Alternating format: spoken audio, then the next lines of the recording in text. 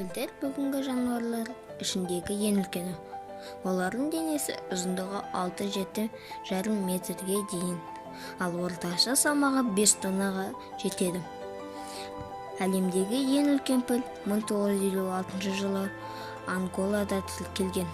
Оның салмағы шамамен 11 тонна. Биіктігі 396 метр болған. Пілдер туралы қызықты мәліметтер. Жер бетіндегі жануарлар арасында ең үлкен піл, олардың миының салмағы 5 келі құрайды.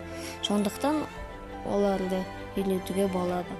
Пілдер 60 минутқа дейін жаттай алады екен. Сонымен қатар пілдер мұнайы бойында сағынып, өзге тұқымдастарына көмектесе алады. Сондай-ақ кейбірі музыкаға сурет салуға қабілетті. Пілді көптеген халық дәріптейді.